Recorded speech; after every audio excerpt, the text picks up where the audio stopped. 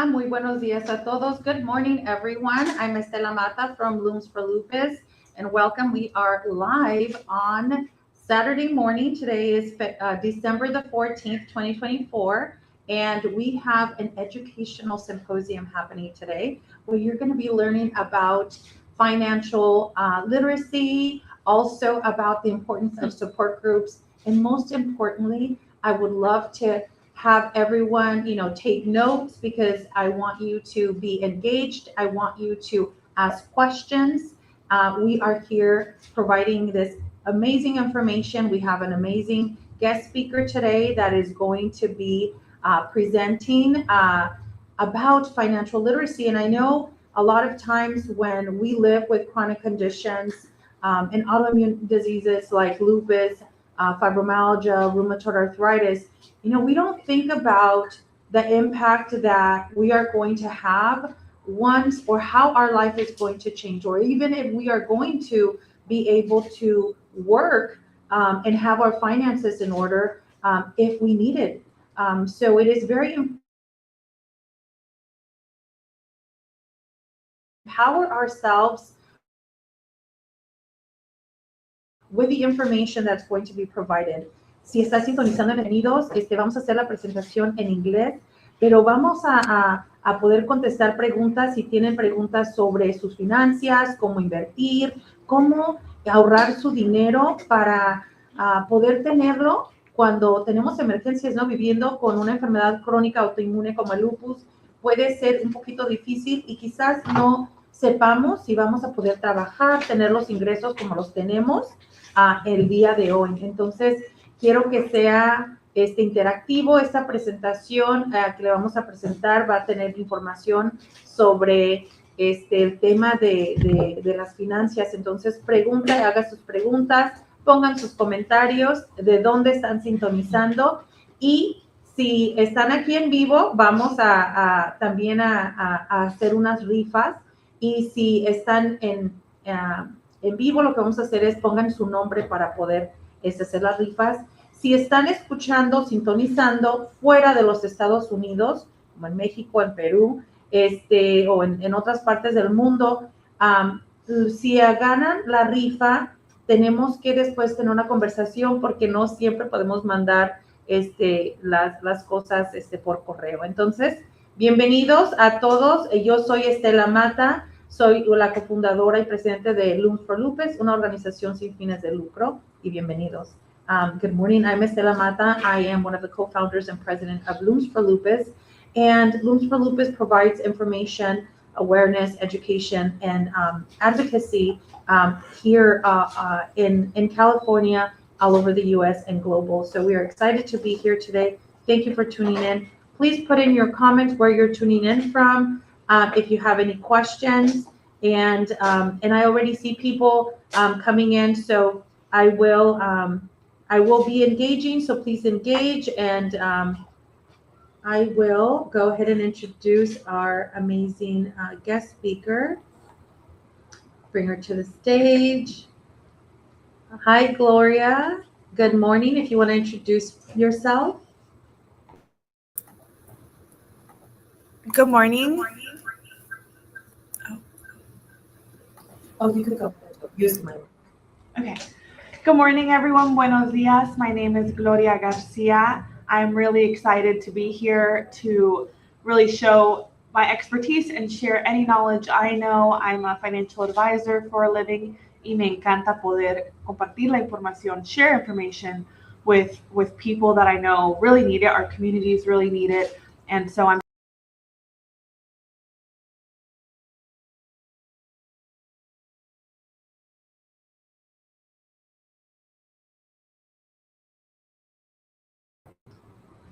Really quick, Gloria, can you tell us a little bit about your background? You are a financial advisor, and if you want to just, I know you were just, there was an article written about you at the LA Times, so congratulations.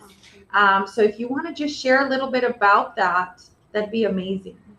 Yeah, a little bit about me. I'll have a slide in the presentation, so I'll skip over that then. But I am Mexicana. I was born in Mexico, raised in Southern California, San Diego, and really stumbled my way into this industry because I didn't know anything about money, around finances. Our families don't talk about it. People don't talk about it. It's one of the most not talked about topics.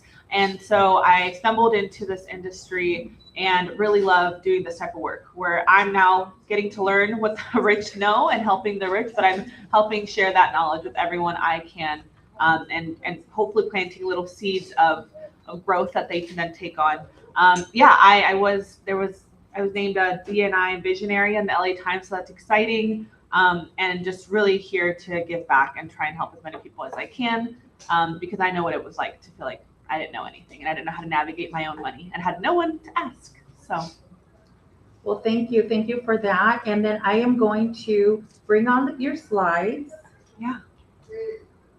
And I will remove myself so you can take over.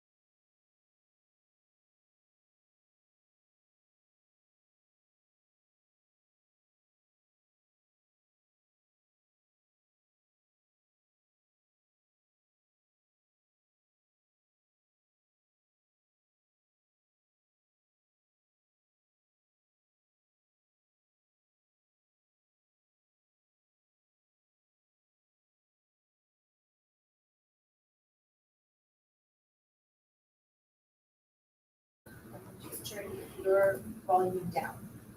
There shouldn't be an echo. It should be fine, I think. Now. Can you hear me? Now is it good to go? Let me ask you. Okay. Can you hear her? Yeah. Ahora sí? Can you hear me?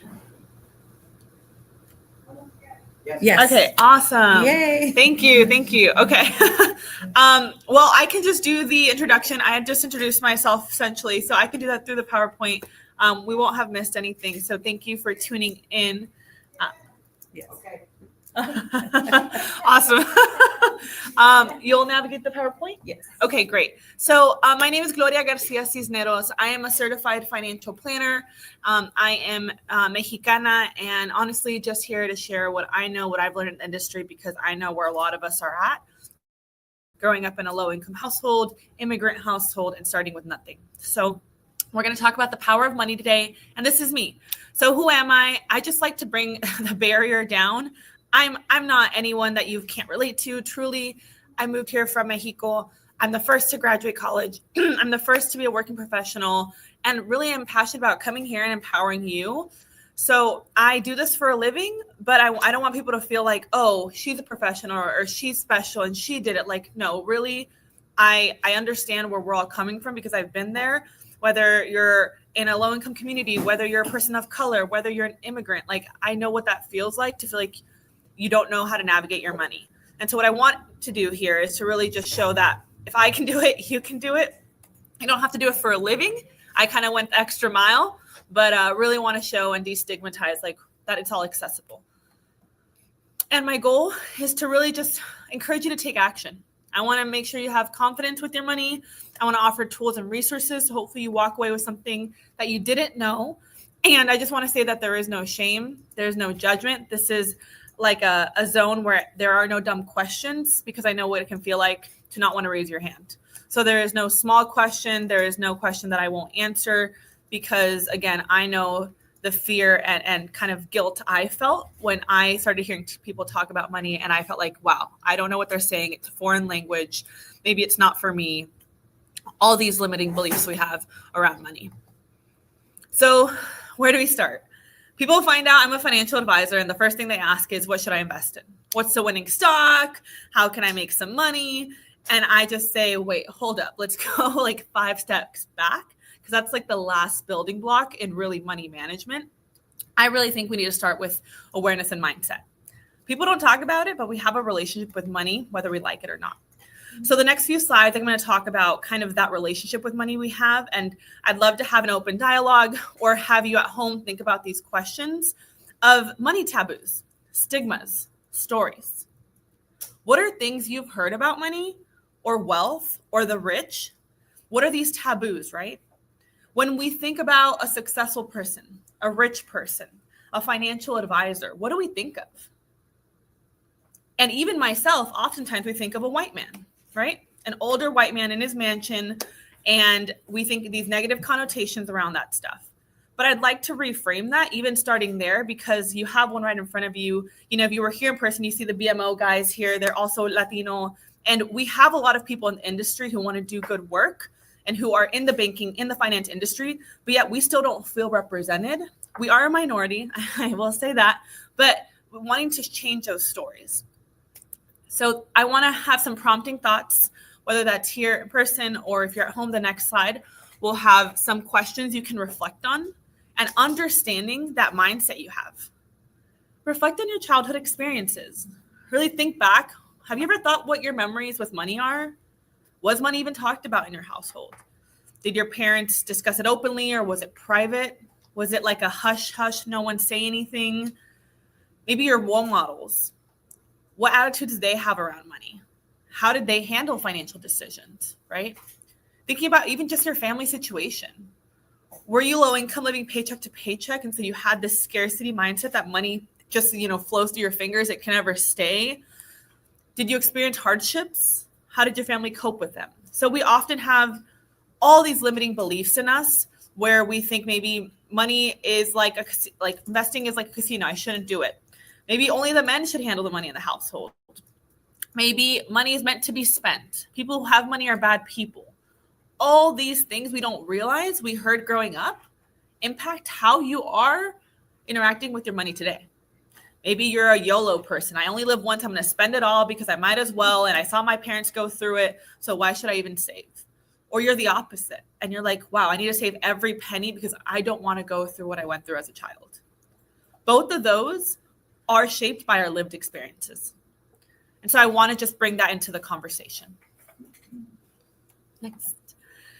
So just really, I start here at the psychology of money because, like I said, our upbringings and surroundings really impact how we think, and not just think, but act with our money. So I want to bring that consciousness and set the stage with that foundation, because then we can build. And really the habits that we have to change the habits long-term and how we think to see any results. I can spew all the financial information at you today, educate you, give you all numbers, give you all the data. But if you go home and you still feel like you're not good with money, like numbers are hard, like math is not your thing, then you're still going to be in the same situation you are today, 5 days, 6 months, or years from now. So that's why we start here. And I also like to just bring in the cultural context. It's important for me to do that because I want to acknowledge, and this doesn't look, I know it's yellow, maybe not the best, but the 3 points here are, you are not given a roadmap. None of us are. Communities of color, we're like there's systemic barriers put in place to keep us from achieving wealth, right? You're not given a roadmap, but yet we feel like we have to carry the weight of the world, and it's on us to be good with money or to build that generational wealth for the first time. But I just want to remind people that there are systemic and larger issues at play. I mean, women didn't even get to have a bank account or a business line of credit till the 70s, right? We had to rely on a husband and marriage to get that stuff. So there are a whole bunch, and there's been discrimination on how people can get housing if you're a person of color. Like there's all these data points. So I just want to take away at least some of the pressure we put on ourselves and remind you that it's not just on you. We have a part to play, but there's cultural context. And tackling imposter syndrome. I think that it's a term, it's a buzzword nowadays, what imposter syndrome is, but building financial confidence is so important because now we know there's a relationship between money and our emotions, right? So it's knowing that, yes, it might feel weird. It might feel like you don't know what you're doing, but you won't become a money master overnight. That's not what I want from this. I just want, if there's one little thing that you learn, to start applying it. I want you to get comfortable with being uncomfortable, having uncomfortable conversations. Maybe you talk about your savings goal with your friend. Maybe you talk about your income with your partner. Maybe you talk about budgeting with your kids. Whatever that is, it's going to be uncomfortable because we don't do it. So I just want you to focus on one thing at a time, what to focus on next, and know that personal finance is personal at the end of the day. The next topic here is really abundance versus scarcity mindset. I want to encourage people to create, if you can, what I call a personal statement of financial purpose. You know, why did you come here today? Think about that for a second. I don't think you came just for, let's see, you know, I had so many things I could have done Saturday morning, but you chose to be here for an hour with me. So there's a part of you that knows you want to work on your money, on your finance, on that whole maybe generational wealth, whatever that topic is for you. So I want to encourage you to stop thinking in the scarcity, like I can't, I'm not good with this. What if I fail? I want you to think, maybe I can get better with my money. I'm capable of learning. You know, getting comfortable with being comfortable. Oh, I love that. I can see the comments now. I wasn't able to see them before. And so it's really important to start shifting the mindset, and not even just I can, but I am. That's what I tell people too. Because people say, oh, I want to do this. You know, at least we jump from I can't to I want to be good with money, or I want to be rich, or I want to have a house, or I want to pay my medical bills, whatever that is. At least you're jumping from the negative to the positive. But the next step there, that final one that I tell people about, is like, I am good with money. When you're in that present, you're like that being phrase, then you start to act like that. If you're someone who's good with money, then would you go and buy that travel vacation for $1,000, or are you going to pay that credit card off, right? So going from I can't, I don't know, I fear, to I can, I'm capable, I will, and then to I am this type of person who acts in this way. So that's the mindset shift I would love to remind people of. And also impulse spending.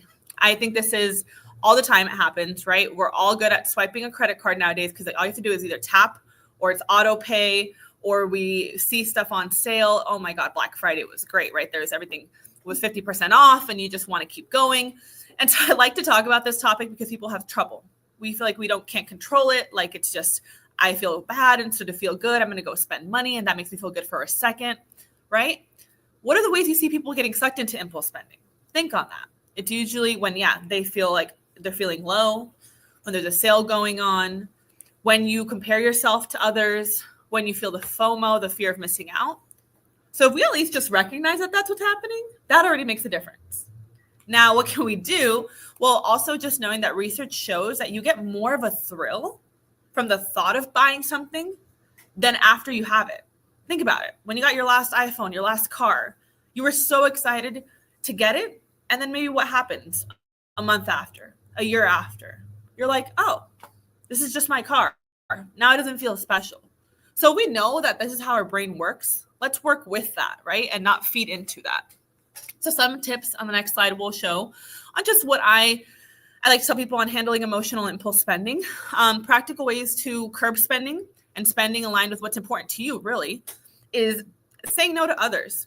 That can be hard, but I remind others that we nowadays tie spending so much to how we value people's time and showing how much we care. And that should be the last thing we do in associating with each other, because you can show people you care and spend time with them without buying them something or without spending money with an experience, right? So disassociating that and putting in place a waiting period for things you want. So if you want something, I have I put it in my cart.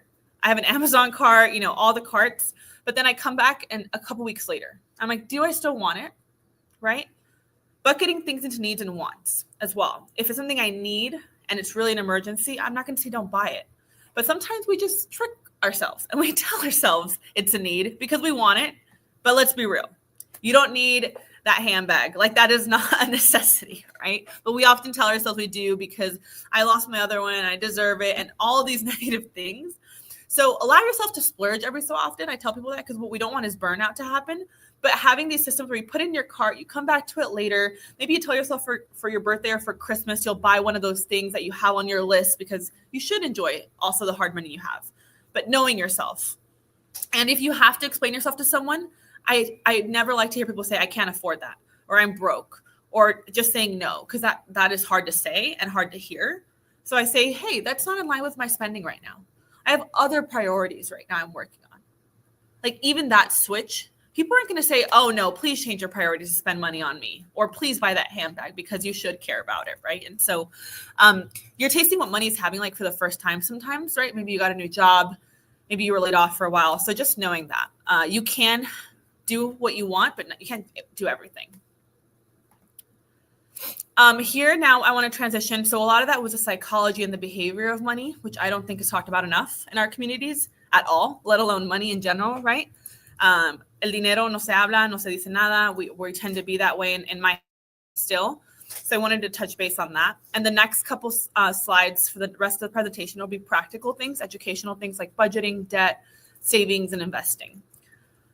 I just want to check in with the room. Are we feeling good? Is this helpful? Make sure that I didn't miss anything. Check in with questions. Okay. And I'm just posting. We good here live? How are you? Are you guys good? I will say, like for me, I love how you explained it about the cart, because I'm impulsive at times and I'm like, I need everything.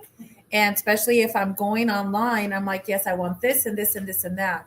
And so to leave it there and to come back to it and to find out, like, do I really need it? Like, is it a need? Like, must I have it? Is something that I think I'm going to practice. And then the other thing that you talked about earlier was the fact that we're so used to, like for me, I'm very bad. I just swipe. I don't know how much money I have in the account until my husband calls me and says, easy on the spending, because I don't have it. I'm very visual. And so I can see the receipt when I'm purchasing something, because I always like to get my receipts just in case I have to exchange it, etc.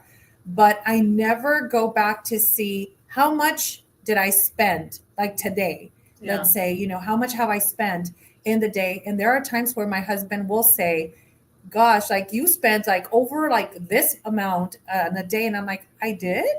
And I don't realize it. Like, no, couldn't be true. But then when I go back and I'm like, okay, that was breakfast. Okay, that was, oh, wow, I did go to like Costco, yeah.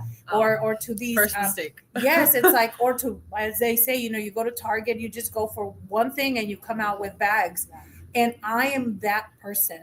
And so I think if at all, I promise I didn't ask for this just for me, because it is something that I think we all just need to be mindful about, because we don't realize how much is going out. We know how much comes in because we're working, right? But we don't know how much we're actually taking out in a day. Yeah. Yeah. So I'm glad that you said that. And there are a couple of comments and you'll see them on the screen. Yesenia saying, yes, this is very helpful, which is, one thing, and she could probably attest to it. I think many of us, well, I don't know I think I probably have said it a few times, but I don't manage my money. Mm-hmm. And so I think that's probably my first mistake. Good morning. And that's my brother tuning in there. So ask questions. I like this interaction. So I hope that they continue. Let me know if you think the psychological part of the money, like you have to really be able to come to terms with that first, mm-hmm. before moving to the next part. At least speaking for myself, being okay with not being like my parents' savings plan.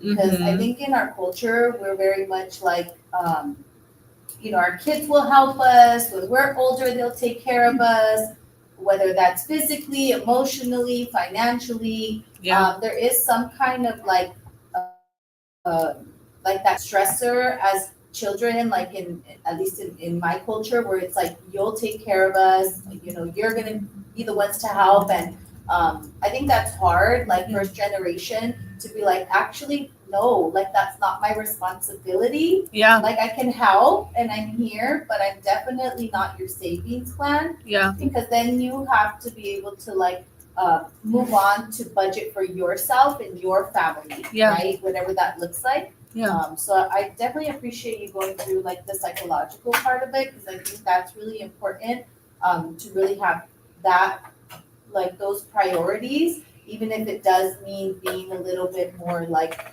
open with, I'm not the savings account, I'm not the bank account, I'm not, the savior here, right? I'm just someone who's trying to work and also create a life for myself. Yeah.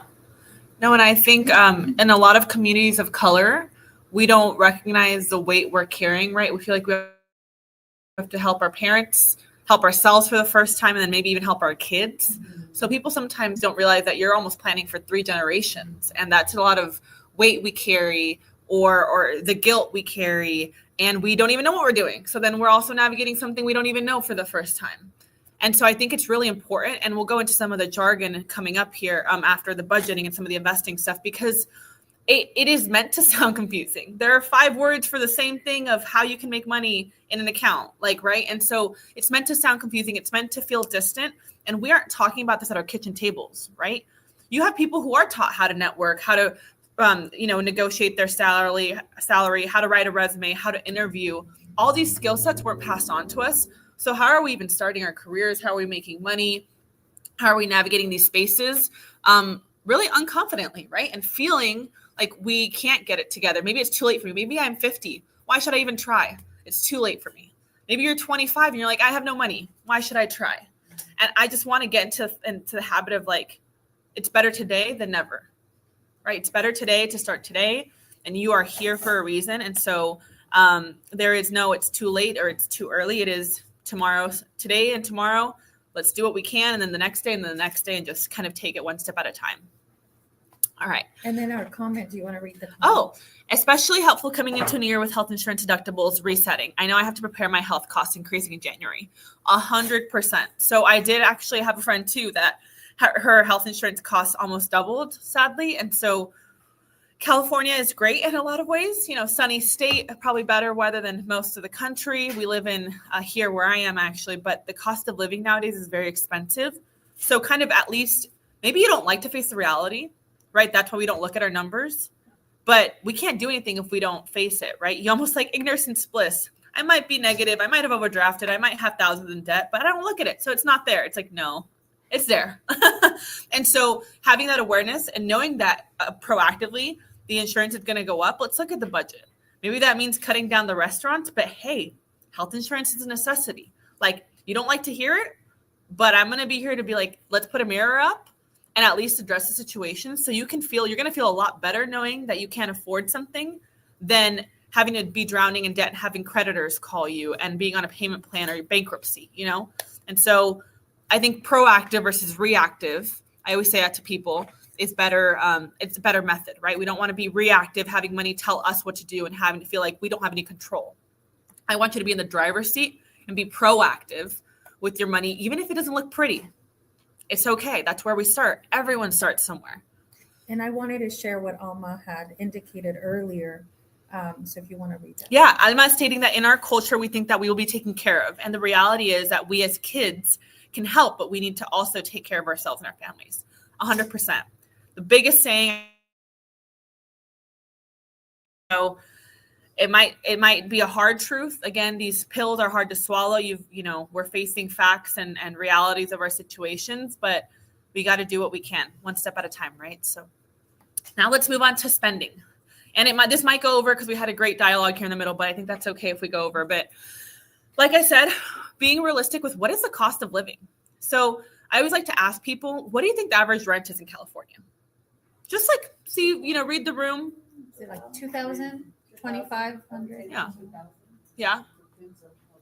It depends on how big. I love that. Well, if you live in a mansion, if you live in a studio, that depends. Somewhere between 2,000 and about 2,800. Yeah. Wow, you guys are a great group. So on the next slide, I have the numbers that people are paying on average for rent, which is actually right in line with what you were saying. It's $2,800. So the median, compared to, for example, places like Texas, I wanted to give some references, $1,950. So if you're in California, I know people are tuning in from everywhere, getting real with our situation, like I said, money's emotional, whether we like it or not. We deal with money, whether we like it or not, but it's also practical. It affects every part of our lives. So that's also a good thing because we have an opportunity every second of every day to change that habit and start being aware of, wow, I live in a very expensive state. There are taxes that come out of my money. I remember I got my first job offer when I was out of college, and I was like, oh my God, this is great. I'm making more than I've ever made. It's like $50,000, right? It was great. I'm blessed. And then I was like, oh, I just divide that by 12 and that's what I get every month. And I was like, whoa, reality check. Like I have to pay a lot of taxes and then they take from my health insurance, all these things. But that's again, where we start and just how far you have to come. And we don't think about it. Do I think paying taxes is great? I personally do. It helps with a lot of different social programs. And I'm very grateful because I was part of those social programs growing up. But that doesn't mean I have to not be aware of it. So be wary of lifestyle creep. Be aware of if you're in an expensive state, cost of living is high. And so you will feel like your money doesn't go as far. Next slide. And so what can we do? I just like to remind people that it's easier to make money and increase your income than to decrease your spending, especially if your income is very tight. So people are always like, well, I can't cut my rent. Like I can't do anything about that, right? So a little bit of encouragement that, it's expected you negotiate your pay, whatever that is. If you're gardening, if you're in corporate, if you're somewhere in between, it's expected we negotiate. We don't really know that. I didn't negotiate till my third job after college. And what you charge for your services now, whether that's you are hand knitting a blanket and you're just so happy you're even getting any money for it, well, yeah, but like you should charge what it's worth. Have you looked online what services like yours are worth? Have you seen competitors? I know we tend to feel so grateful for any money coming in that we don't think, what is my time and my skill set worth? So it's never you versus them, whether that's your corporate, boss or that's your customer. It's collaborative. You have something to offer. You're doing something. And so I encourage people to just research every year. Our cost of living goes up. Like you said, health insurance premiums are going up. So, so does our services. If you're cooking on the side for extra hustle money, that burrito, the breakfast burritos or the bread you're making, like they should be worth a little more next year. You can't have them be $2 for the rest of your life, right? Because your cost of living is going up. So whether it's a side gig or whether it's corporate, like it's all the same story. Just know your worth. Now, on the spending side. So I talked about, okay, if you can, here's ways that you can increase the income you have coming in. But how do we create that intentionality, that awareness around our spending? I recommend really kind of taking the time and track your expenses. Maybe 1-2 months. Go back and look. Estela said she didn't even realize what she spent in a day. See where your money is going. We don't like to see it because it usually involves 1 or 2 zeros at the end of everything we swipe. Even a coffee can get up to almost $10 nowadays, which is insane. But it's good to know. So it's normal for money to feel tight. There are things we can do about it. So, owning a car versus public transport. Do you have debt you have to start making payments on? Groceries, mental health, gym, all these costs of childcare. There's a lot of considerations you're going to start seeing in there, like, oh, gives and takes. What's actually important to me? How do we create that intentional spending? Oh, yeah. See where your money's going, 100%. And I think some of the questions I like to think about are, is this bringing me joy? Did I enjoy that? Did it add to my life in any way? Or did I just say yes because I felt guilt to go to that new experience with a friend and she said I should go? Because at the end of the day, the only thing you're doing is putting yourself back or forward and helping your future self out or not helping them out. And so just having that intentionality, looking at your spending. And one thing I like to recommend people is have a money date. I know it seems funny, like a funny idea, but like I said, you have a relationship with money either way, whether we like it or not. So maybe 30 minutes a month, go to your favorite coffee shop or go get your favorite panecito or go, do something that you like to do to the park or see a sunset. Take a journal or your laptop and just think about what happened that month. Did I overspend? Did I underspend? What did I spend on? Was it an unusual month? Did I like how I spent? Do I feel guilty? All those feelings and thoughts and looking at the numbers, that's going to help just you creating that awareness. Next slide. So yes, like I said, setting the groundwork, make sure you look at your yearly and monthly expenses. I recommend writing down due dates and amounts as well. That's very helpful because sometimes our money ebbs and flows. Not everybody has one paycheck or two paychecks a month. So knowing when those due dates come in, you're going to be able to better prepare to pay those credit cards off. And I would, like I mentioned, are you spending on what you thought you were? Are you spending on things that bring you joy? And if you can't do a monthly money date, check in at least every couple months, adjust. When you start making a budget for the first time, say you put it all down on paper or an Excel sheet, or you print out a template, that's all fine too. Are you, check in and see like, if I need to adjust, it's okay, right? This is not meant to be like a fixed and I can't change again. And I think people think money is that way. Like once I say something, I have to stick to it or else I'm failing. Like, no, you can adjust. But the idea is you have everything on paper of your expenses. You're looking at it and your due dates, the amounts. And so you can like start budgeting around that income. Yes, next slides. And I just briefly want to touch on essential versus non-essential. I know we talked about this, but what is essential versus non-essential? What are needs versus wants? So on the next slide, I'll kind of dive into, in case people need a reminder, because I think sometimes I talk to my little sister or my mother or my grandma, and they're like, oh, but I had to buy that, right?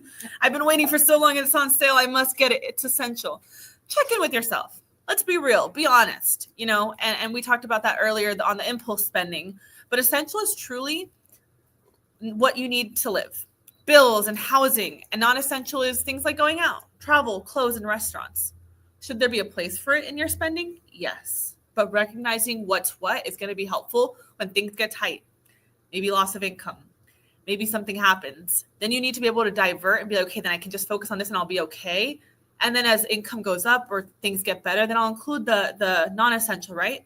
But you're not thinking, oh my God, I have to pay for all these things and getting overstressed and trying to make money enough to cover both kind of expenses. So it's about finding the balance. I'm not saying that you need to save every penny. That might be how you feel. I don't think that's the case because then you'd end up feeling like you worked so hard for nothing. I hate when people feel like that because we work really hard. Our communities work really hard. And I know how hard it takes to make every dollar. I just want you to tell the dollars what to do too. Each dollar should have a job. Just like you have a job making that money should have a job as well. So don't spend more than you make. The biggest thing I tell people, it seems simple, but if you make this is like, a bigger example, but I've had clients who make six figures, right? Make 100,000. But if they spend 100,000, they're in the same position as someone who makes 30,000 and spends 30,000. Or someone who makes $10,000 a year, but spends the 10,000. So it's never about how much you make. It's about how much you spend. Keep going. Wow. Next slide. Debt, understanding borrowed money. That was my section on budgeting. So I can take I know we're probably over time. We're running, but I know this is important. So if anyone has any questions here in the room or on, I'm happy to answer any questions on the kind of intentional spending and budgeting and awareness around how much we make and spend. Did you want us to ask about that? Okay. Yeah, if you have any questions. So to me, it's like, I know earlier you were talking about the, knowing your due dates, knowing all of that.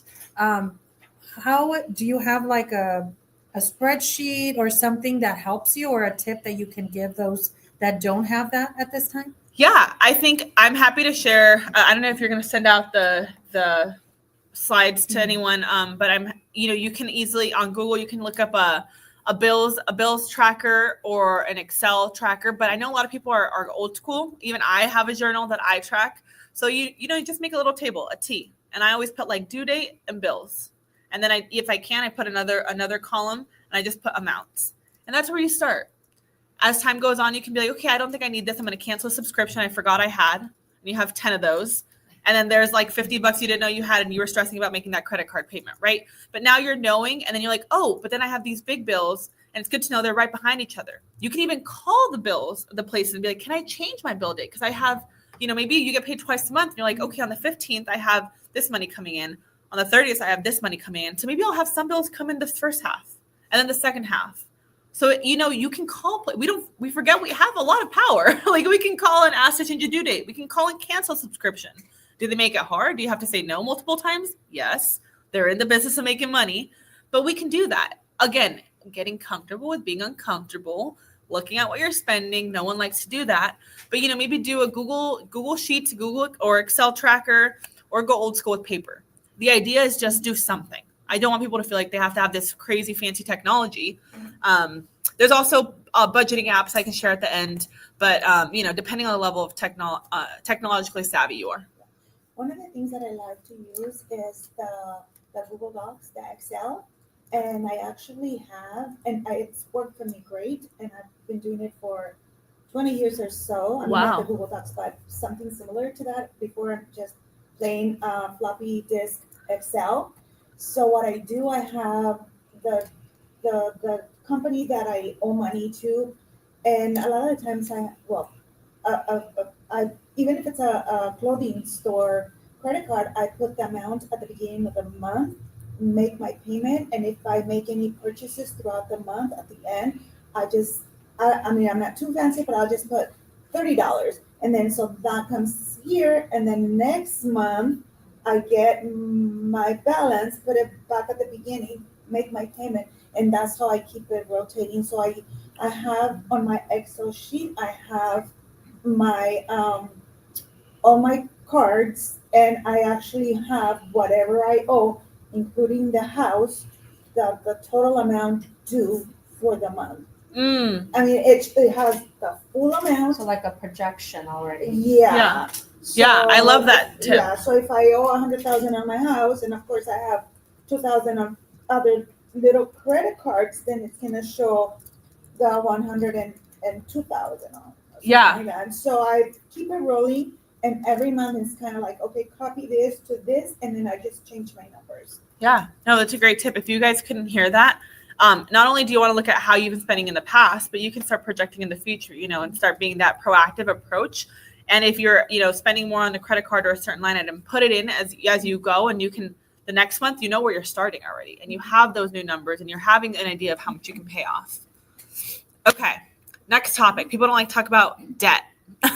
So understanding borrowed money. Oh, the yellow is not working here. I'm so sorry. But so also, on the screen looks better here, but I'll talk it out. So tackling debt, student loans, car loans, mortgages, and credit cards, payday loans. All of it is debt, money you owe. We don't like to think about it, but we're paying someone to borrow that money, right? The APY, the interest rate you're paying, is usually pretty high depending on the type of debt. So debt isn't free. You're paying interest to borrow that money. I like to remind people of that because people are like, oh yeah, I put on my credit card. We're fine. And I put on my credit card again and again and again. And I'm like, oh, do you realize you're paying pretty high borrowing costs for that, right? And so you can be approved for more than you can afford. People are baffled by this. And I'm like, well, yeah, they want to make money, right? And there are better banks than others. They're more predatory than others. But, they're going to just look at your income. So it's not like they're doing something malicious on purpose. But a bank, when they look at how much they want to approve you for a credit card, a car loan, or a mortgage, they're looking at your income and then big debts, like a car payment or something. They don't have access to your personal budget on your journal. They're not seeing how much other things you have going on, like paying for your kid's school or the groceries on the table or trying to make that medical payment. They have no access to that, nor should they, right? That's your personal finance. So you have to be smart enough to know that, oh, great. Yeah, I got approved for this home or this car and it's going to cost this much. The bank says I can do it. Oh, wait, but can I? Does that fit into your spending? Did you have that wiggle room, or were you already stressed about how you were feeling? And so it's one thing to feel like there's an emergency and you have no savings and you have to go to do, use that credit card. It's not great, I know. But another thing is just getting more debt for the sake of I can afford it. That's what I don't love to know. So knowing your numbers and log in to see how much are you paying on the student loans? Do you know the percentage they're charging you? Do you know the percentage of credit card is charging you? Do you know the mortgage interest rate? All these little numbers, it's good to know them. There are also a stigma that all debt is bad. When I got out of college, I had student loans and I felt like I don't want to owe anyone anything. I'm going to pay everything as soon as possible. I feel like I shouldn't carry any debt. It feels like bad. All debt is bad. I was raised to think that way. Again, all the thoughts we think about and are raised with. Debt is bad. You can have debt like student loans or mortgage. Sometimes car loans have pretty low interest rates, like less than 8%. Right now it's an unusual time, but less than 8%. Sometimes my student loans were at 3%. So that's almost inflation. That's really low, almost free money. And I was worried about paying that off. And I'm like, wow, I could have invested that money because I can pay it off over time. It's not costing me a lot to borrow that money. And it was for a good reason. It was something like education or a house. And so just remembering that not all debt is bad. If there's something above 10%, like credit cards usually are, or payday loans, things like that, that's not great debt. You definitely want, for your credit score and just for yourself, you don't want to be paying a lot of borrowed money interest on that. So you can pay down debt and save and invest at the same time. Something you don't know. Yeah. What do you think about the interest-free for 12 or 18-month credit cards where you can transfer from one that's high interest rate into the 18-month interest free? Yeah, so I do. There's usually promotional offers. So someone here just mentioned that there's credit cards that'll say, oh, no interest for the first 6 months, 12 months. And I don't think I think it's good if you can, for example, if you're in a position where you're like, damn, I have 3 credit cards. I know I want to get my life together and I'm getting charged 20, 30% because that's typical, even if you have good credit on credit cards. Let me consolidate it all and put it on one. If you have a plan to pay it off, if you can pay it off in that 6 to 12 months. And actually, what you would have been paying just for the borrowed money portion, the interest, you can now actually put towards the actual debt. But what I don't want to happen is you do that just so you don't have to make any payments for 12 months and you still have all of it at the end of 12 months and now you're in the same place. So I think it's a good way. Or if you are, if you don't have any debt, maybe you're in a great position, you don't have any credit card debt, and you know something big is coming up and you will have money for it, like you have that bonus coming in, or you have a job that's going to be paid out in 30 days, but you right now just don't have the money for that medical expense, or maybe it's something like travel, but you want to travel. You can use that credit card. It's not going to cost you anything for the first 6 months or something, but you have the money that you're going to pay it off. You can play the system in that way, but I always tell people treat a credit card like a debit card. It's good. It's meant to help you build credit, but it's not good if you're using it like money that isn't real, but you think is real. It's not really your money at the end of the day, right? And so it can be ways that you can definitely use those promotional offers to help consolidate or pay off debt and at least have a bit of relief. But it's if you actually pay it off, right? So understanding all those credit card terms and things like that are really important. Next slide. Methods and resources, just 2 that I like to mention to people. There's that are talked about, like kind of keywords. It's snowball and avalanche method, if you've heard of them, to pay off debt. Really what it means is a snowball method is you start off by paying your smallest debt, and then you move on to the next smallest and next smallest and next smallest. So that's why they call it a snowball method. And what this helps with motivation. So if you have a card at $100 and then you have a card at $500 and another card at $700, then if you pay the first one off, it helps motivation. So you're not even looking at how much it's costing you to borrow that money. You're more focused on paying. You still make the minimum payments. Don't miss those. But you start with the smallest amount and it helps build that motivation and momentum. That's great if that's the type of person, the psychology side of it. The other method is the avalanche method, where you pay off the one with the highest interest rate. So the one that's costing you the most to borrow that money. You pay all the minimum payments, or you pay up to everything, but you're kind of paying more towards the one that's costing you higher to borrow that money. And that way, technically, you're going to pay the least amount on that borrowed money over time. So when things get tight, don't paralyze. I don't want you to feel like, oh my God, I can't pay it all off this month, so I'm just going to let it be. Just reach out to loan providers. You can also explain your situation. They can get you on payment plans. We don't think they can, but it's not scary to reach out. Like, good banks have good people that want to help. Like, they don't want you to stay in debt. They want you to be a good customer and be able to get a healthy credit score, to open up a bank account, to have a loan. So reach out to them. They're there to help. They're customer service people. They should be kind. They're not always kind. BMO is always kind, right? BMO is always kind. And I think it does. They're like, yeah. So we have, I guess people should, a BMO bank is here in person. So if you were here, you could get a goodie bag or pen and the pens and talk to people that are going to meet you where you are. That's important. You don't want people talking at you, spewing at you like you should just get these products and everything. Like, no, there are people who really want to help. So reach out to the people, the providers, the banks, customer service lines, credit card companies. That's okay. Yes. What do you think, or can you, I know we're talking about debt, but what do you think about those people actually borrow money from their 401k? Mm-hmm. Any suggestion as to? I know it is very typical. I think about my family and our communities to think we take money out from our 401k, right? Whether that's a loan or a withdrawal, which has penalties, right? Because we took it before retirement. And It's not ideal because that money is for your future self, and the benefits of retirement accounts are that the government knows they're for retirement, stuff like 401ks or IRAs. And so the benefit of them is they grow tax-free. So they grow, and we're never paying taxes on any of the income or the growth till retirement. So ideally you want to leave that money for your future self. However, if you had to, choose between, a payday loan or a really bad credit card situation, and you have a healthy amount in your 401k, you've been at of your 401k, but know that that money that you take out won't grow anymore, right? And so even if you put it back in, so it's a loan, so hopefully it's just 401k loan, that money, that amount of time that the money was out of the 401k, it's going to stop growing. And money does compound, which we'll talk about towards the end of the presentation. So it's not ideal, but I do think it's better than a payday loan in other situations. Does that help? Yes. Okay. I have Yeah. So I think like one of the things that sometimes when it comes to like large sums or needing large sums is typically emergencies, things out of our control. I know one of the things that has helped like my family, not just like my immediate, but like, siblings, stuff like that, is talking about like, and I know we don't talk about like the what ifs because you're thinking of the future, but we have had conversations like, what would we do if whatever, like a medical emergency, somebody in our family is put out, like things like that. And it's like, where would we tap in? Yeah. Like, where is there space to tap in? And I'm bringing it up because we have talked about like the 401k. And a lot of us are like, absolutely not.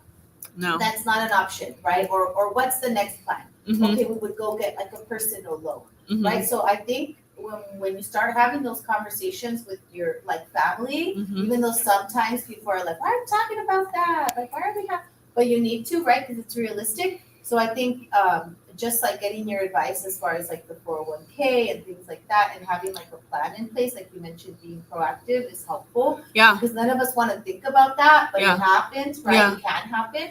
So just knowing like if you have to, this is probably like the best way, or this is the route you should go. Or pull from here, but don't pull from here. Yeah. So that's helpful. Yeah, no, I think it's very common we know life is going to happen. Like life happens, whether, a car accident, medical emergency, or something has down. I think, like you said, creating that awareness, I think it's a good way to bring it up to family and friends. If you can, if you have a close knit family, like that's how you can bring them into the conversation. Hey, we had a situation come up with mom or with our sister or with Leti, like the neighbor, right? Like comadre. What did we do? What could we have done differently if you already went through it? And that prompts a conversation that like, what can we do next time?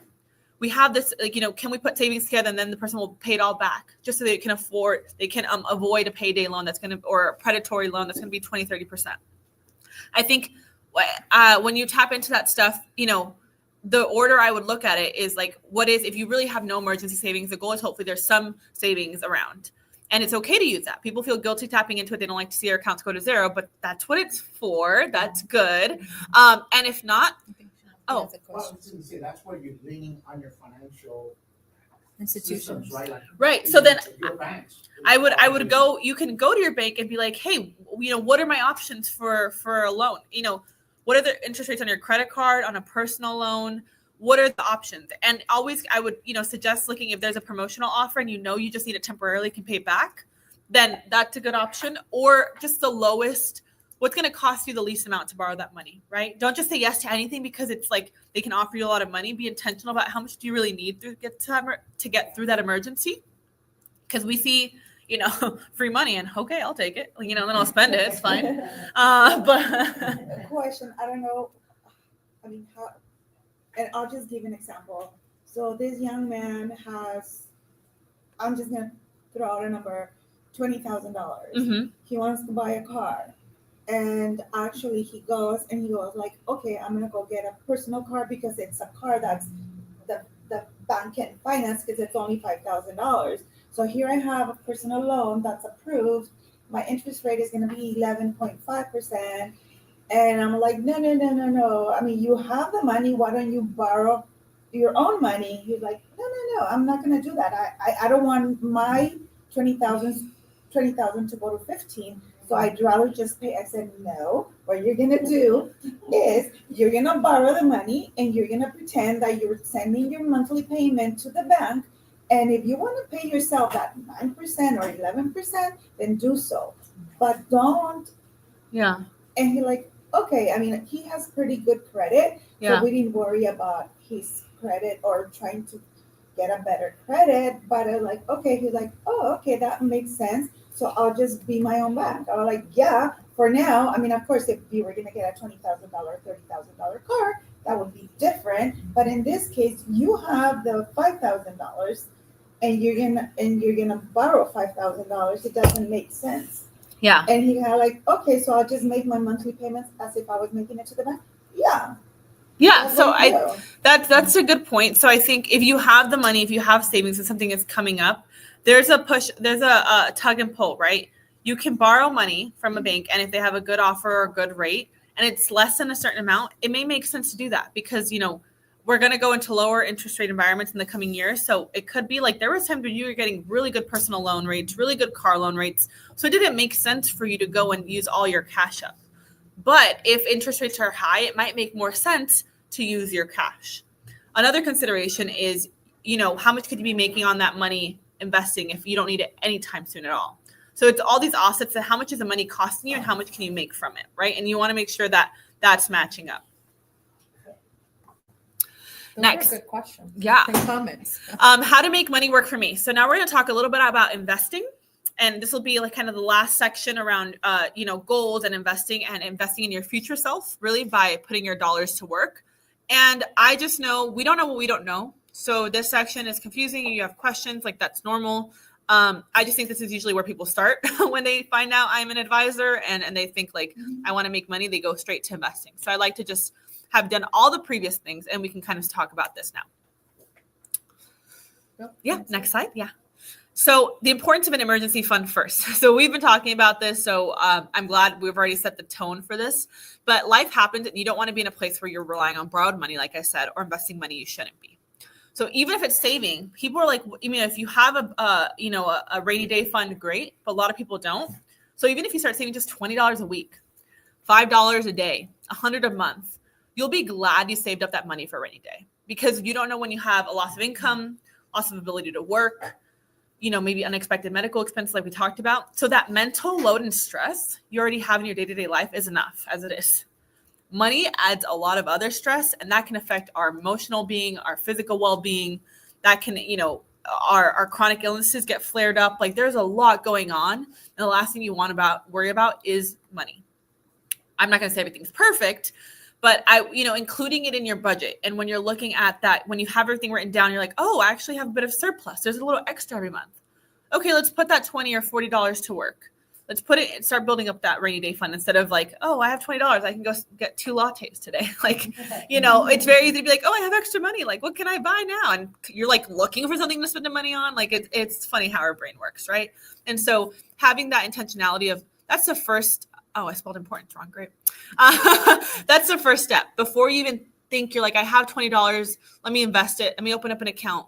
No, like, do you have an emergency fund? Because if an emergency happens, you can take money out of your investment accounts technically, but you're going to have to pay taxes on that. And so why would you put yourself in a position where you're going to invest it, but then have to take out and then investing it's like up and down. So you want to be able to have something to pull from that is stable and that is very liquid. That means just really accessible. Next slide. Thinking about your time horizon. So this is really important when it comes to even thinking about investing. You want to make sure you have any funds that you will need short-term in cash. So banks and online banks are great for this. They have the checking and savings accounts, right? They have all those short-term placeholders for money. Checking accounts for day-to-day spending and bills. Saving accounts, ideally you have a savings account that gives you some money. There are some out there. So I'm not sure if BMO has like high yield savings. Awesome. So that's, the way to go. People don't know high yield savings are a thing. People just, their typical bank, like big Chases and Wells Fargo just have regular checking and savings, but there are some savings accounts which function the same, but they'll give you 1 or 2 or 3 or 4%. That'll probably, not maybe 4% is a little high right now, but you get some money for the money you put away and save for yourself. So any money you need in 1 to 3/5 years, You want to have in those checking and savings accounts, high yield savings for the emergency fund bucket. Now, if you're thinking about long-term, that's when we can talk about investments. When you have your budget all set, you're good, the debt's kind of being tackled as you go, that's okay. And you have your emergency fund, great, check, check, check. You have all these things. You know, now we can think, 5+ years, what are my goals? That's the money you put to work, right? When you think about buying a home, retirement, starting a business, maybe putting your kids through college that are 5-10+ years out. That in between of that time to retirement is really good for investing. Well, what are those accounts that you guys talked about right now? So high yield savings accounts. They're high yield savings accounts. So people, it's like it's the best little hidden secret, but not really, it shouldn't be. But there's regular savings accounts, which usually you're maybe even paying money for at some big banks, like to even have them open, and they don't give you anything for them. But then there are high yield savings accounts. BMO has them, some online banks have them, where they don't cost you anything, hopefully, to have them, right? You're not paying to have that account, and they're paying you money on it. So if you have 100... Does it have to be on a term? No, so that's not. So another product people have, banks tend to have is CDs. Those are certificates of deposit, and those you put your money away for a certain amount of time. It's locked up. You can exit it, but there's fees. So honestly, an alternative to that is a high yield savings account, because they're still paying you something for it, right? You're getting the 1 to 5 to 6% sometimes, depending on the promotional offer. But at least, right now you're seeing them at 3-4% on your money. So $1,000 is giving you 10. In the high yield accounts, High yield, is yes. there usually a limit or to start amount? Nope. Minimum. A minimum. Minimum Sorry. is usually $1,000 Okay. for those accounts. Yeah, it depends. Like I would say anywhere from 500 to 1,000, but some banks are different. So you can always look up online, but there is maybe, because they want you to be making money on your money, right? But most people have sometimes $10,000 or $5,000 or their first $1,000 sitting in a regular savings account, and you're maybe even paying the bank $5 to $10, right? Not have it in an account where you can have money being paid to you, because I don't know if people know how banks work, right? But they take all our money and then they give loans to other people, which is good. It's like a circle economy. We're helping people, money comes in and we give loans to people to help businesses and their mortgages and credit cards, right? All these type of loan structures. But if they're getting to, have some money coming in and we can get some money off that, like that's a good, both parties get to participate and win there. Wow, So- I'm learning so much. Is that the APY? APY, What is your guys' APY right now? 4%. That's pretty good. It's pretty competitive.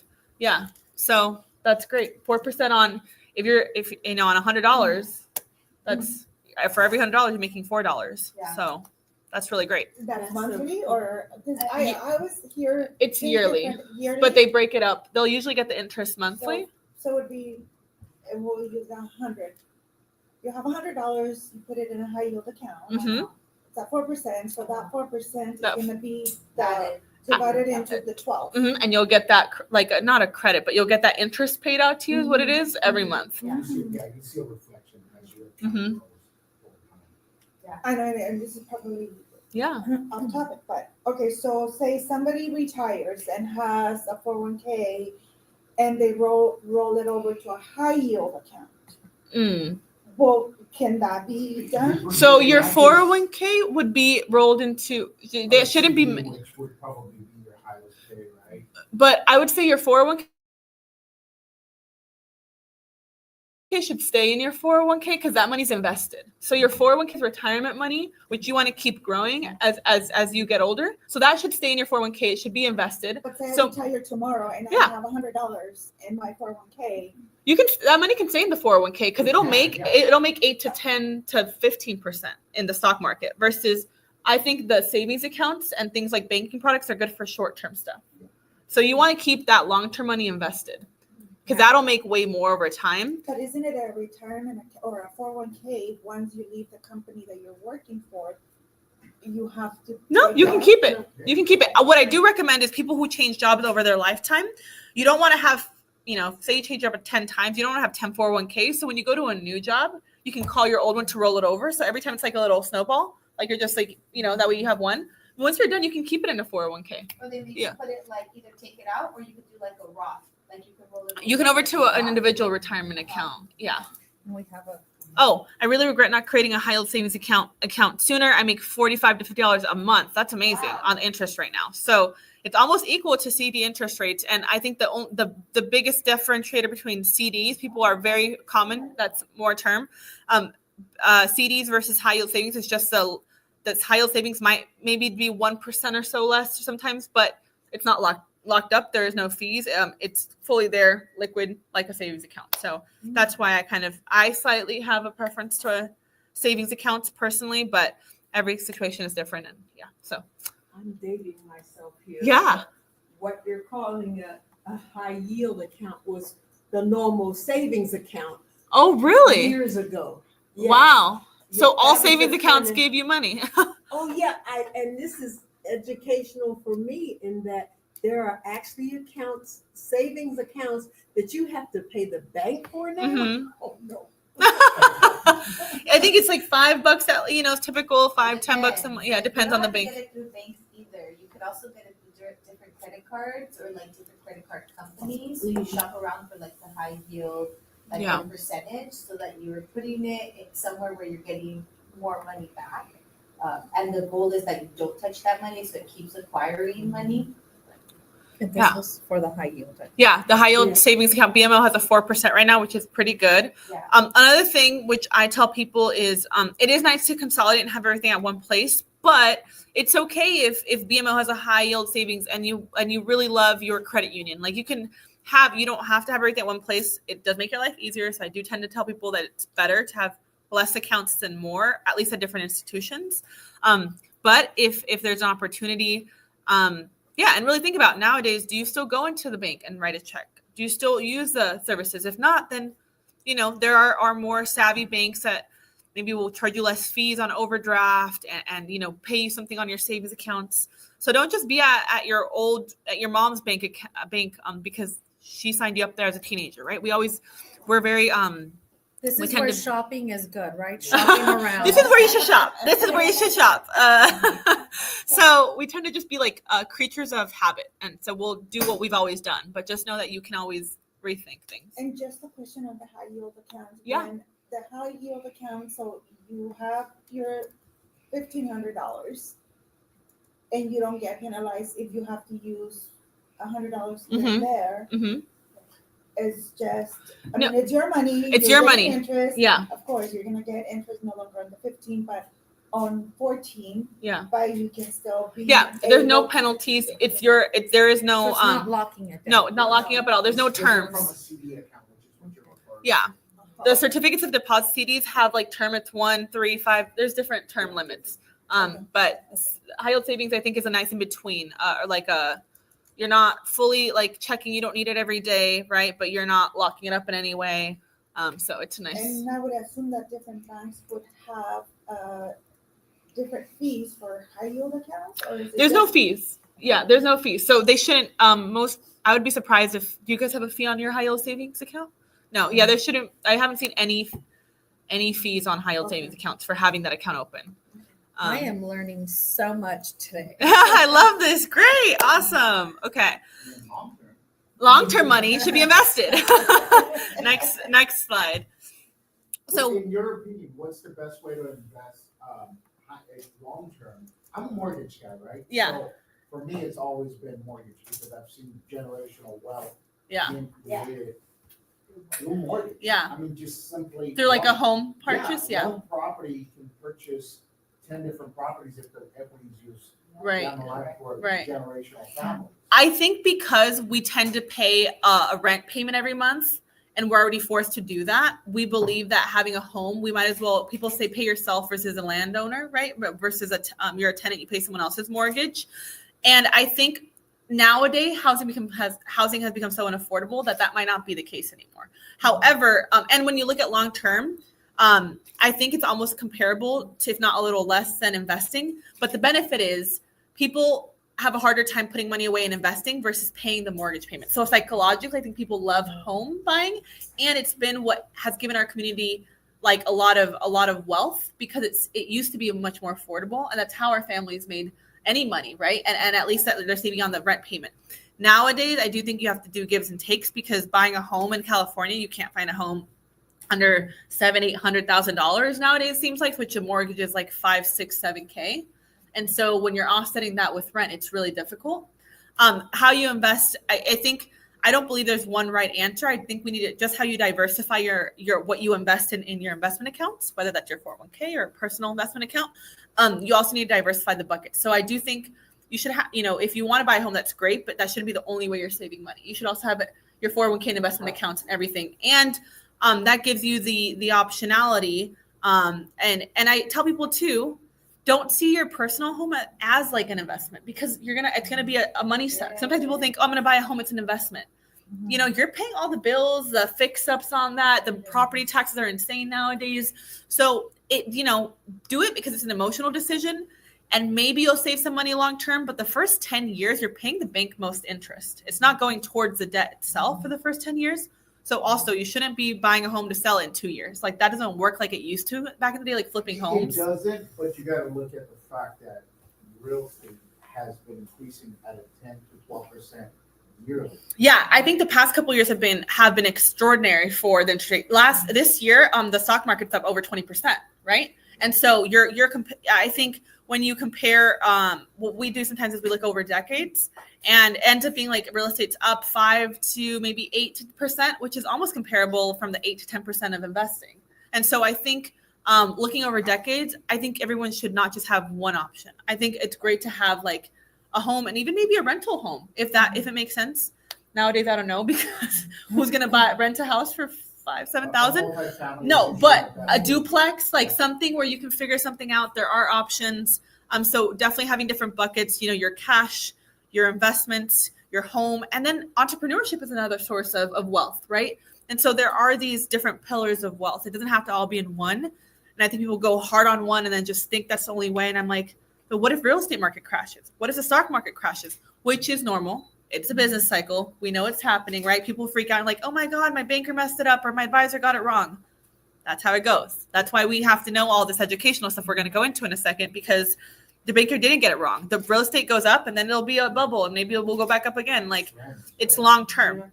Again, this is why we look at this as long-term money, because we know we're putting not risk on the table, but to an extent, yes. Yes. And I like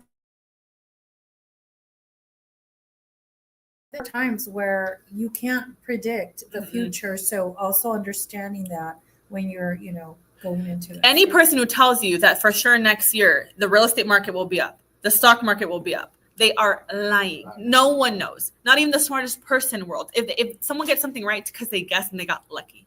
And so 100%, that is why. But what we do know is that's day to day or year to year.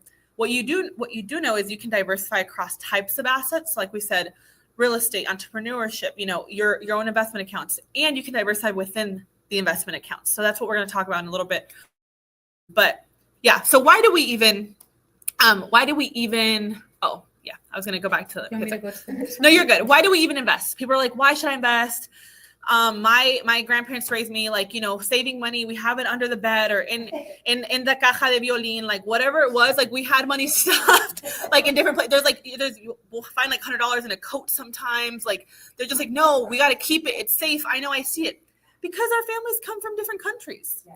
That's another thing we need to take into account. Or our families who were here decades ago didn't have the trust in the banking systems. They weren't working for us. Mm-hmm. And so a lot of this stuff comes, and again, the trauma and the history of money is seeping into how we deal with money today. But if we do that, inflation is going to kill us. What is inflation? It just means our dollars don't go as far as they used to. We know a cup of coffee used to cost 25 cents in the 70s. Now it's not even $1.85. I think this is like a regular black cup, because we know lattes are $8.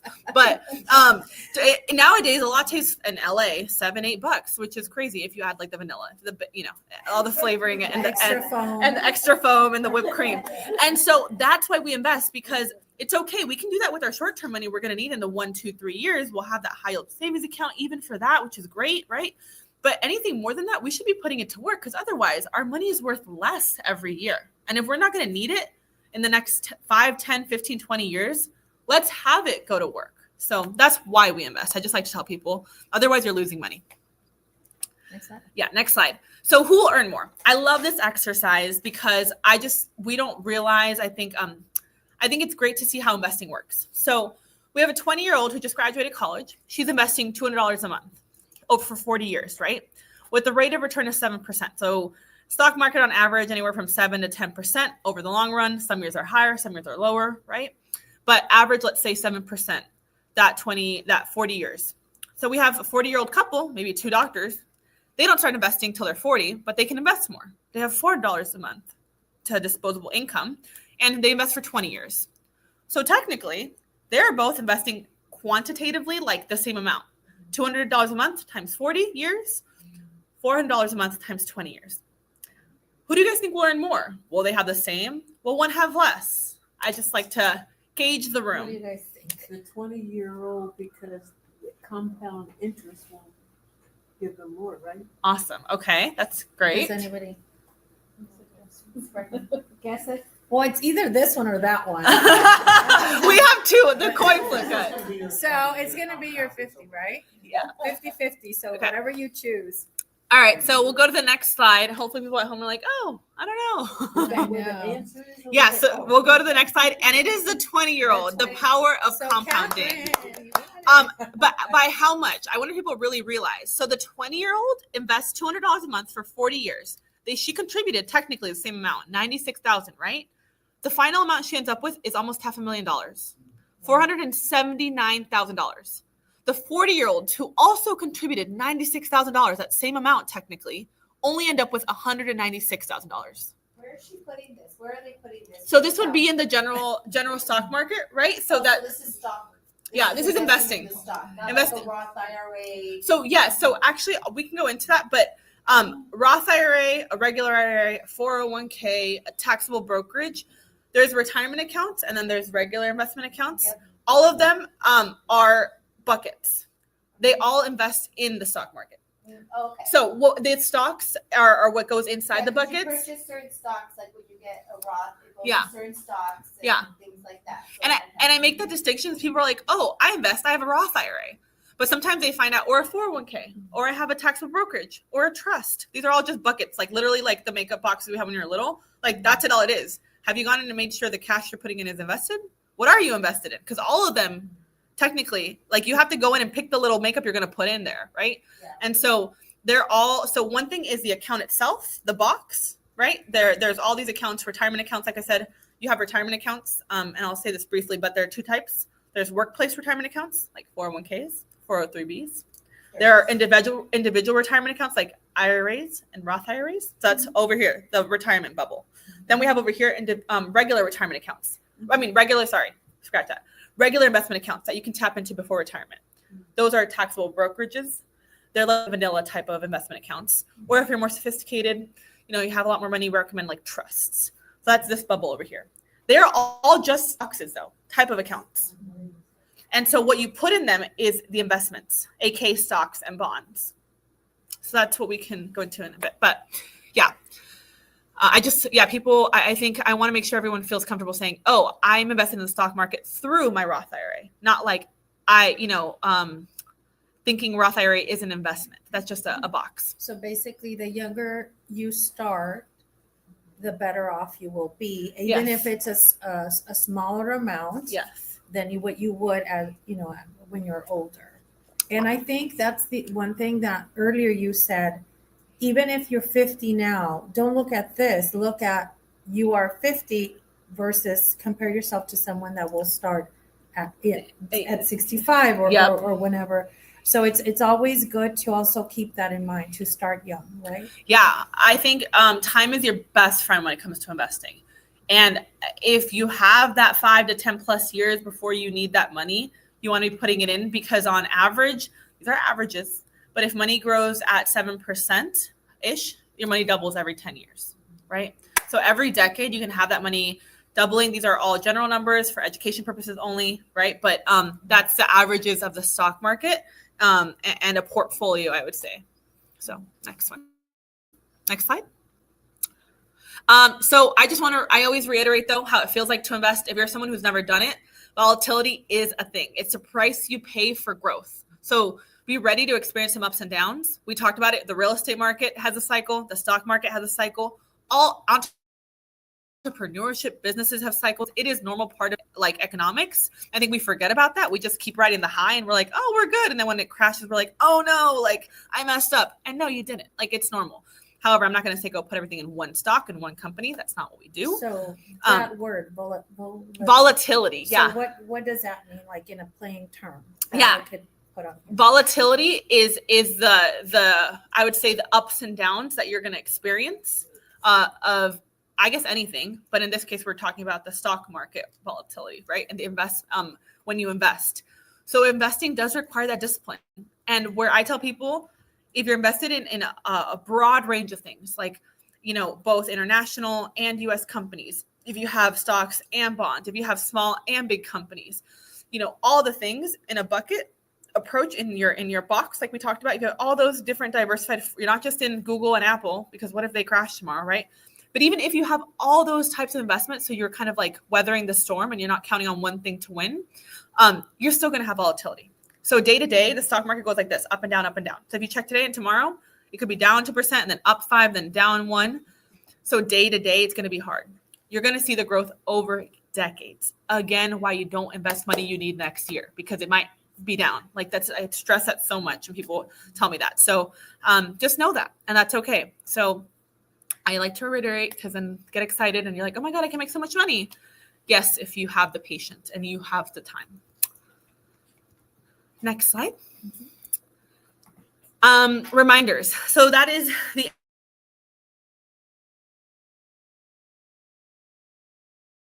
if you guys want to learn more about specific investment accounts, investment types, investing. Oh, did it? Okay. No, there. But to end today, I just want to remind to be kind to yourself. This is truly a journey, and you're not starting from zero every time. You're starting from experience. When you feel unmotivated, yourself and why you showed up today, why you want to get to the place you want to get to, and why you want to look out for your future self. That's right. And so it's a lifestyle approach, and you don't get good with money overnight. Professors at the bank who hopefully have their people, you have your advisor, you have a community. Start talking about money. Start embracing these things. Teach something you learned today to someone else. Like this could make a difference, right? And next slide. And just some statistics to give value and, you know, just hopefully make people feel less alone. Only 40% of Americans-ish are prepared for a $1,000 emergency expense. So if you're like, man, she's talking about thousands and I can't even get $100 saved. Like I can't get $500 saved. Like you're not alone. Like that is okay. And we all start there. Only 57% of adults in the US are even financially literate. So most people, you know, over half of the population doesn't know everything that you learned today. Like that's important to know. Right? Only 1% of the people have over, you know, millions of dollars. Like there's definitely people that have money, but a lot of America isn't. We're in this space here in the unknown and the fear and the guilt and what to do next. And then lastly, nearly 70% of them are familiar with 401ks, but don't even use them. So people know the term. I know people say 401ks all the time, but do we know what it is? We think it's actually invested. I had a friend who was putting money away every month. And then after a year, she's like, oh my God, I was sitting in cash. It was the box. She thought the box was the investment. So she was putting money into 401k. She's like, oh, I'm good. And it wasn't even invested. Like there was no tools being put to work in there. It was just cash. So then she's not even getting that compounding, right? So we know terms. We might want to sound fancy with them, but it's okay to not know and be like, oh, let me look up a YouTube video. Let me look up something here. So next slide. Reminder that, you know, the best investment you can make yourself in yourself. La mejor inversión está en ti. Si se puede, we can start it. It starts today and tomorrow, and you get up every time. So on the last slide, really thank you for your time. Thank you for listening. I know this went over because of a lot of side conversations, but I hope it was helpful. This is the link to my QR code to my Instagram, Mi Gloria Co. I have a website, I have an Instagram. It really is educational purposes. I do financial advising for a living, but we service high net worth families. So I know that sometimes the limits and minimums for that, you have to have quite a bit of money for us to manage your investments. However, I do love to do just educational sessions on all these topics with people, workshops, nonprofits, individual coaching on all the education and stuff. Books I recommend. I'm not paid to say any of this. I just think they're good. They are more advanced than today. But if you want to learn about the mindset of money, The Psychology of Money is a good book. I Will Teach You to Be Rich is a good book about like just the terminology, which again, I know we didn't go deep dive today because we didn't have the time. Some budgeting apps, if you're more technologically savvy, you need a budget, Monarch Money, Every Dollar. There's just some bank. I'm that maybe BMO or you know, your bank account. I have Ally, just random banks can have, they track your expenses. You can see like little charts. That's good to have too. And then free resources. Khan Academy, it has free resources. They're great. I use them throughout high school and college. They also have personal finance videos. Personal Finance Club is a website online, you know, YouTube, social media, TikTok. They're all great. However, I will say a lot of people talk and don't know anything. They just hear fun. They see what worked for them, and they're not professionals. Go to your banker. We know what's real and not. People get excited about this weird type of account. No. That doesn't apply to everyone, right? Every person is different, and only your banker will know your situation. Your financial advisor will know your investments. Only you will know your budget. Like, so it is very personalized.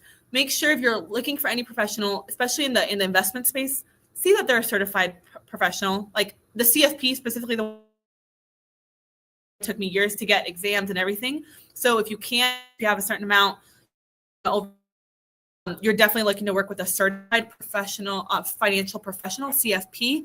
But at least, you know, going to your bank and not just asking your neighbor how they made money and it ends up being at the black market or something. I don't know. So just really honestly, I think that's all the things. So just look for different individuals. We have a job. We're for you. So don't just follow the trend if I can tell you anything, because that might have worked for them. They're just looking to get likes and money and promotion and getting paid by people. So that's it. Thank you so much, guys. Thank you. So let me read.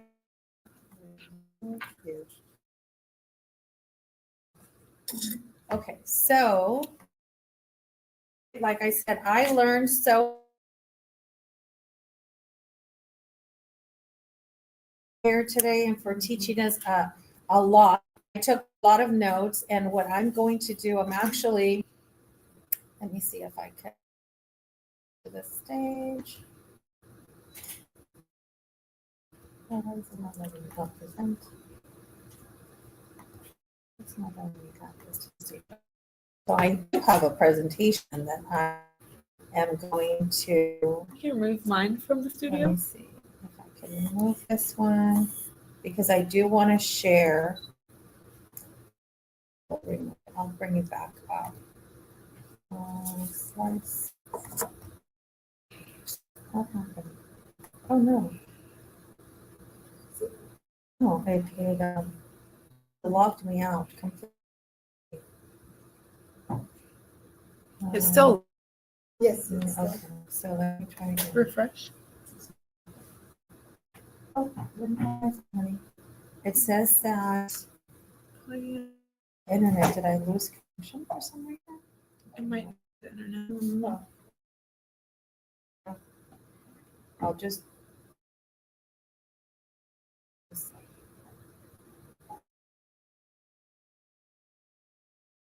put something. Let me see.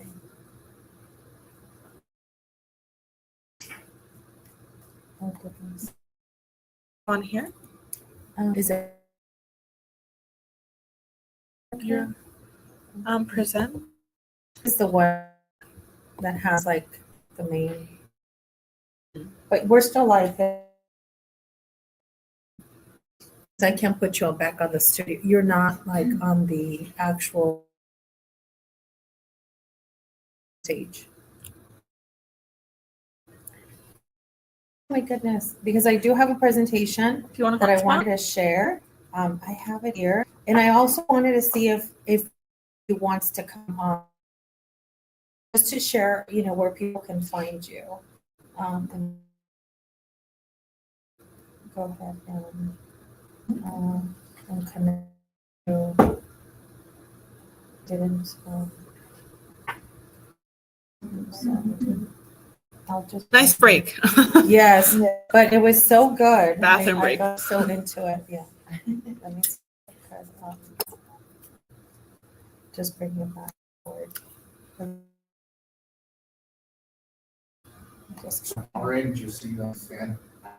Really speak on camera. Oh, you can't? Okay, good. So then I could just introduce, I can though, right? Yeah, you can just simply say. Perfect. obviously, We have people supporting us come out. Yes, okay. I just wanted to know, and that's why I asked, because I was like, I don't know if you guys can. Oh, okay. No, that's all good. Okay, I think I'll be able to go back on. Okay. Very educational. Yes. Goodness, sorry, we had a little bit of a technical issue. We're still live streaming. I hope I didn't lose you guys. I do have a presentation that I am going to share because I wanted to share other different things that you can do to see or utilize for your payments or your financial obligations when it comes to your care. So let me bring it up.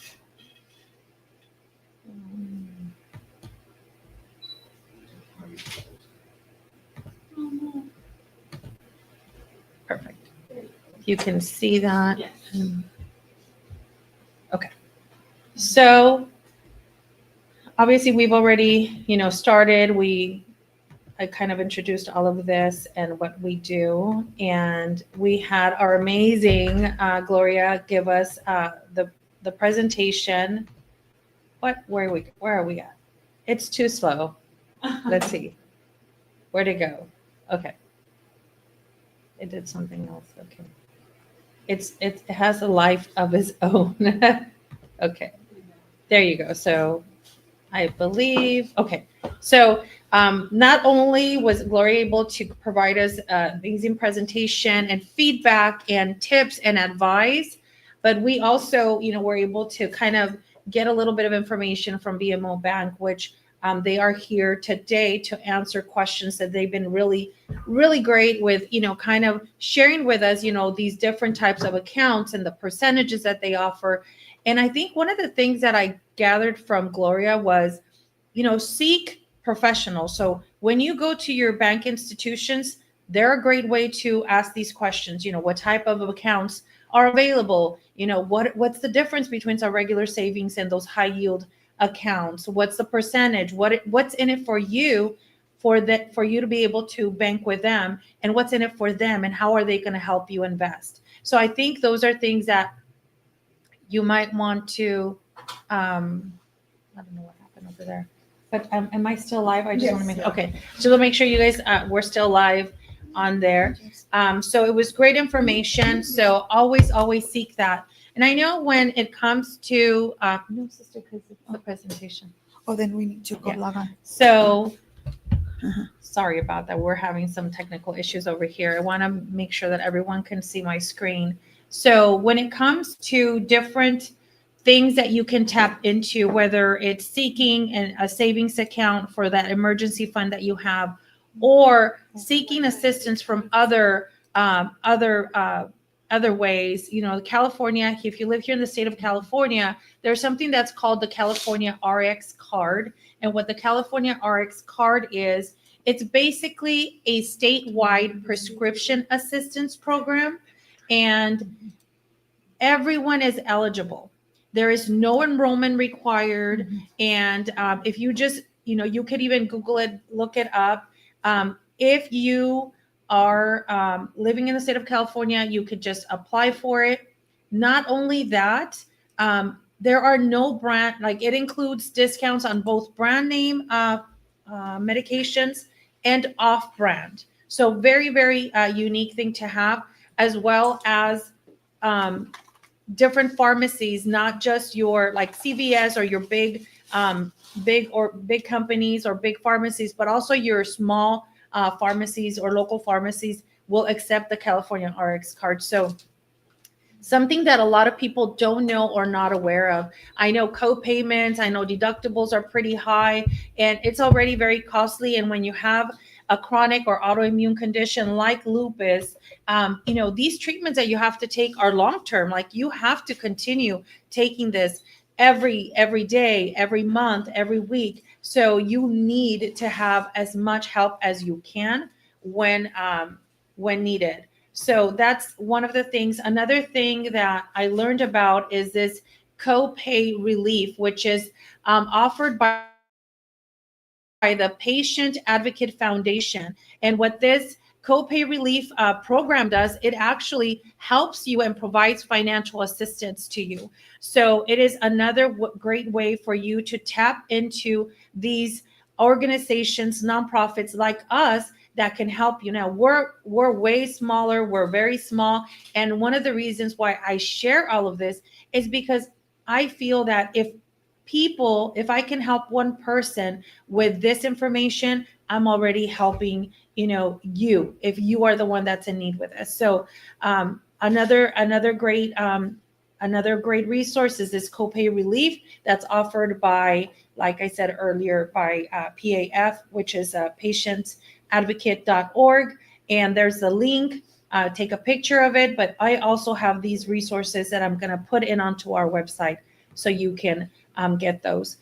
Besides that, you also have different prescription assistance programs. So depending on the medication or treatment that you're using for lupus, and the ones that I have here are specifically for lupus. However, if you have any other chronic condition, so let's say you have like psoriasis or another autoimmune, or maybe you have, cancer and you need your CAR T cell therapy or other types of therapies, usually the pharmaceutical company that provides this or manufactures the treatments, they will have patient assistant programs. And that's what we call PAPs. And so if you are taking Benlysta, that is the website, and the manufacturer that makes it will give you all this information. So that's the link, benlysta.com. If you take Cellcept, Lupkynis, and usually Lupkynis is a treatment for if you have kidney issues already with your lupus, Safnello. So these are different types of treatments, like I said, specifically for lupus. But if you have any other autoimmune or chronic condition, just go ahead and look up your medication and who the manufacturer is, or look up prescription assistance programs for your medication. And that will take you to the link. And like I said, all of these, a lot of people always say negative things about the pharmaceutical company. And I'm sure just like with everything, there's always a good side and a bad side to everything. I will say, a lot of this, the funding that we get to educate comes from pharmaceutical companies. So they don't always talk about that. And I'm not promoting or saying, they're always good, but I will say, the medications and the treatments that we get is because somebody is manufacturing them. And another thing is these programs that we have and assistance programs are provided by those pharmaceutical companies. So, we'll take it as we receive them, right? So these are amazing programs to tap into. Also, there are emergency grants that are available, and this is non-pharmaceutical. This is specific organizations that are offering it. And I did not put our grant here, but I will add it on here. And it's actually on our website. But I will right now talk about Lupus LA. Lupus LA is another lupus organization that's based out of here of Los Angeles, California. And they have what we call a patient emergency grant. So it's up to $500. So basically, if you have lupus or live with lupus and need assistance, you can apply for up to $500 in an emergency grant. And it used to be only for LA, if you lived in LA, and I believe, if I'm not mistaken now, it is national. So no matter if you live here in California or anywhere, as long as you have proof of your diagnosis, and you could utilize it for different things. You could use it for your mortgage, you could use it for your payments, you could use it for your emergency disconnection bills, before your utility bills before you get disconnected. It could be for things, transportation, getting to and from the doctor. So all of these are different ways to get help. The Lupus Emergency Grant Fund is a grant fund that I actually volunteer for. And they give so many grants, and again, up to $500. And this one is through a fund that was created by Lupus Research Alliance. And but it is completely separate entity. And there were so many grants that were given at a nationwide as well. So you have to live in the U.S., I have a diagnosis of lupus, and apply for it. And one of the things that I love about this is, it gets reviewed and it gets approved, and they will Zelle you the money instantly. So they don't go pay, the bill. So if you submit the bill, it is your responsibility to pay your bill, your credit card, or your, deductible, your copay, as long as you can show proof that there's a need, then they do that. And it was closed for a few months, but it's going to reopen. So keep the link, because it is going to open, and keep up on our social media, because I will be posting when it goes live. So those are two financial, but I will tell you the one that I have, and I did an update here, and I don't know how I forgot, is our educational scholarship. And I'm going to type it onto the comments here. And it is the educational scholarship that we started this year. Let me see it. Let me type and type it up.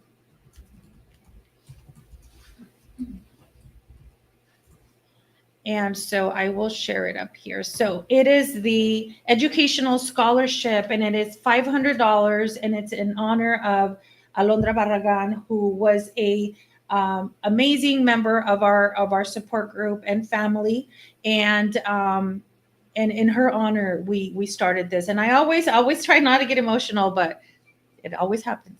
But she was living with lupus. She was thriving. She was going to school. Nothing was going to stop her. And this year, during our Wellness Day event, we were able to give one scholarship to a young lady who was also pursuing her career it had to do with child development and children. And it was, I think her name was Candace, and she was able to get the scholarship. So we are happy to say that those applications are open. So please apply if you are a student that is going to college and you have lupus. Apply. We want you to be able to obtain this amazing scholarships. And shout out to her family that is always so supportive. So really, really amazing. The next thing that I wanted to share is the health insurance marketplace. I know it's very hard and difficult to get insurance coverage. A lot of people lose their jobs. They could only have like COBRA after a few years, after a few months. So always keep these in mind. There are going to be applications already. I think pre-enrollment or enrollment has already begun, whether you have Medi-Cal, Medicaid, or any other insurance. So make sure to click on these links. They work with you. You could even go and speak to like a social worker so they can assess your income to see what's the best plan or program for you when it comes to insurance. And also, if you have a specific question in regards to insurance and coverage, we have a hotline that we can send you to, and they speak Spanish, hablan español, so si tienen preguntas de su aseguranza, al igual le podemos ayudar. And I do want to thank Arenia Pharmaceuticals. As I indicated earlier, there are pharmaceutical companies that, fund a lot of these programs that we have. And thank you to Arenia for actually helping us out. Thank you to BMO Bank for being here. And also, we thank Gloria for coming in and educating us on something that is so important like financial literacy. So excited that we were able to feature all of this information live. It will stay recorded, and I could do a raffle. So what I'm going to do is, I know that it's hard for us to be able to raffle to you. So what I will do is I will raffle live for the people that tuned in live. So just type in your name and submit it, and I can do a live, I want to say maybe tomorrow morning, and just do it separate. And then for the people that are here in the room, we will have a raffle in here internally. So thank you all for tuning in, and thank you to everyone. And I hope you have a wonderful rest of your weekend.